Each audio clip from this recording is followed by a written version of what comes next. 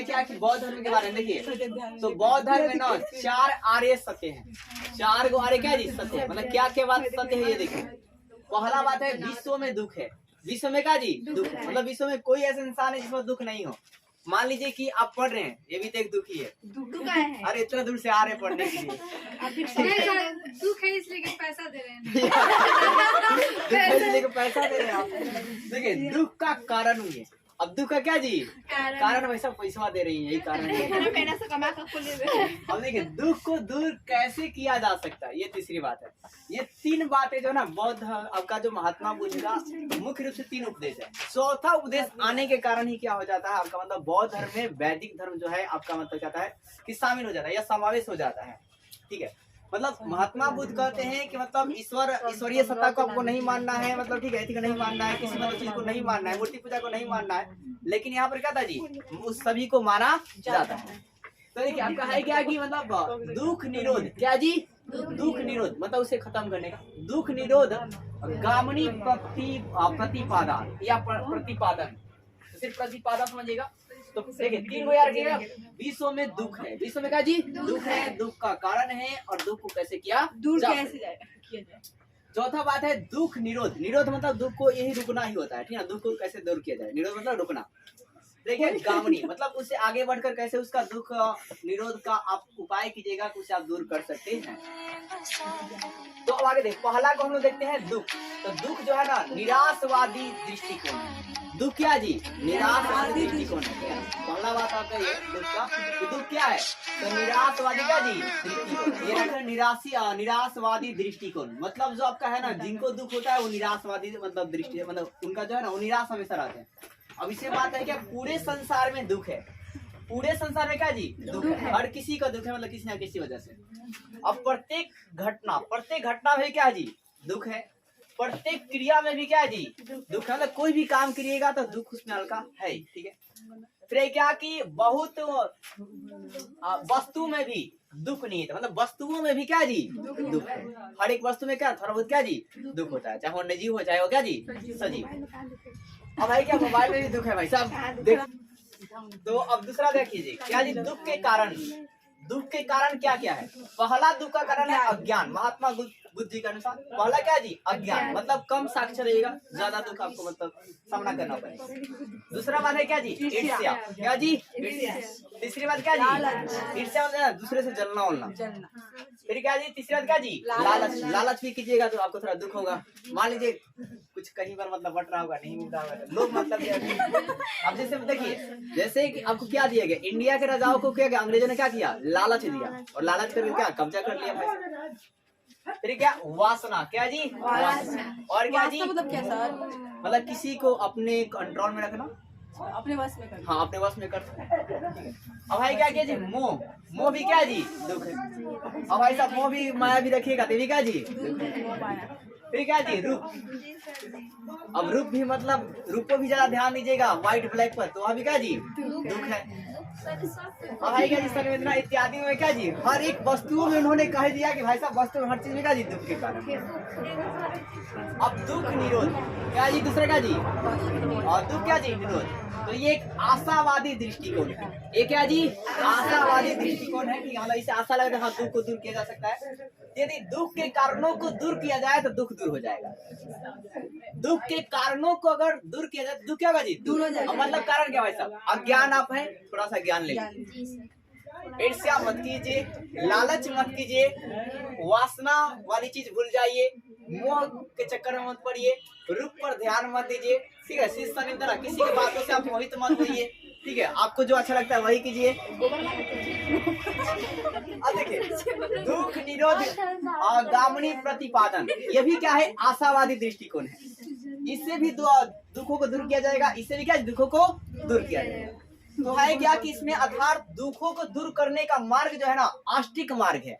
तो पूछा जाएगा आपसे कि महात्मा बुद्ध के अनुसार जो है दुखों को दूर करने के लिए कितने मार्ग दिए गए हैं। 8 मार्ग दिए गए हैं जिसे आस्तिक मार्ग कहा जाता है। तो मैंने आपको क्या बताया कि दुखों को दूर करने के लिए महात्मा बुद्ध जी ने कितने मार्ग दिए हैं 8 मार्ग दिए हैं जिससे क्या होता है जी आस्तिक मार्ग कहा जाता है। तो है क्या कि अर्थात दुखों को दूर करने का मार्ग को क्या कहते हैं आस्तिक मार्ग कहा जाता है। इसमें 8 मार्ग हैं अब है क्या कि जो आष्टिक मार्ग वाली जो बात है वो कहाँ से लिया गया है, तो तैत्तिरीय उपनिषद से लिया गया है। कहाँ से लिया गया है? तैत्तिरीय उपनिषद से। आष्टिक मार्ग जो है कहाँ से लिया गया है? तैत्तिरीय उपनिषद से लिया गया। और ये जो आपका आष्टिक मार्ग को किसकी संज्ञा दी गई है, तो भिक्षुओं का कल्याण मित्र की संज्ञा दी गई है। तो आष्टिक मार्ग को किसकी संज्ञा दी गई है, मतलब क्या और नाम दिया गया है, तो भिक्षुओं का कल्याण मित्र की संज्ञा दी गई, ठीक है ना। भिक्षुओं का क्या दी? कल्याण मित्र की संज्ञा दी गई। तो आपसे दो तरह से प्रश्न पूछे जाएंगे कि आष्टिक मार्ग को और किस नाम से जाना जाता है, तो भिक्षुओं का कल्याण मार्ग के मित्र से नाम से जाना जाता है। संज्ञा का मतलब नाम, ठीक है ना जी। अब आगे ये जो 8 मार्ग है, आष्टिक मार्ग में 8 मार्ग कौन कौन है, तो पहले एक वर्ड आप याद रखिए, सम्यक। सम्यक का अर्थ क्या होता है? उचित या संतुलित, मतलब बेहतर। सम्यक मतलब क्या जी? बेहतर, ठीक है।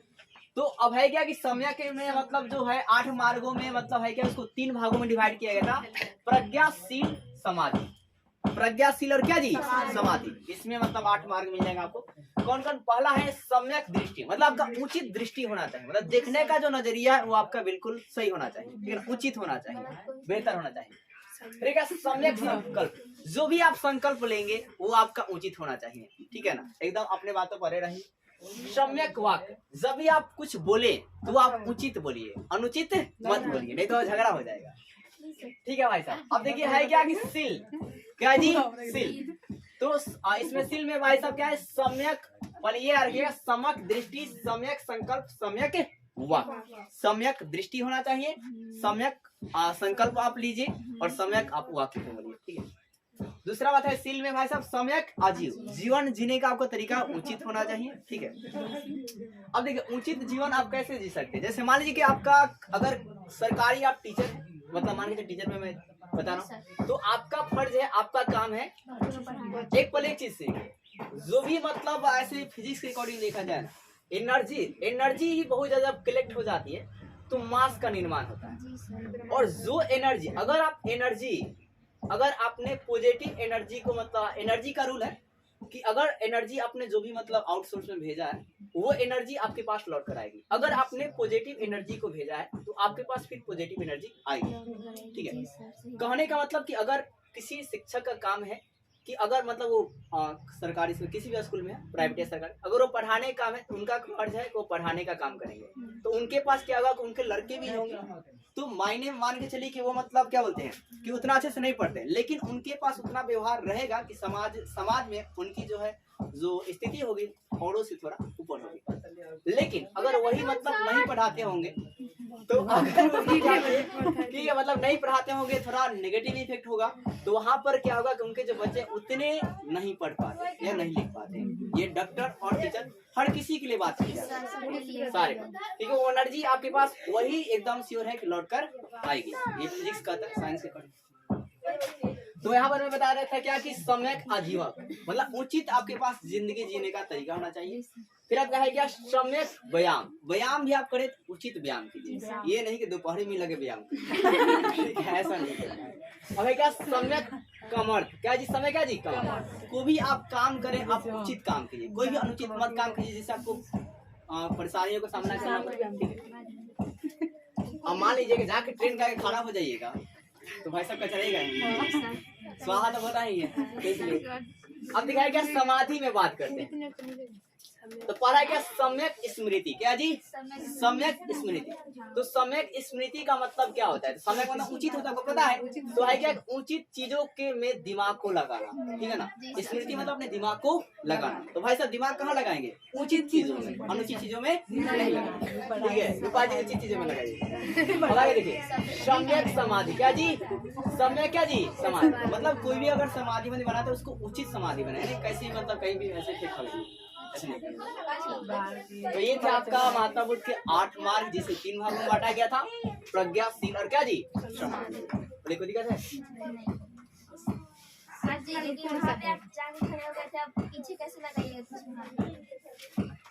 कोई बात नहीं।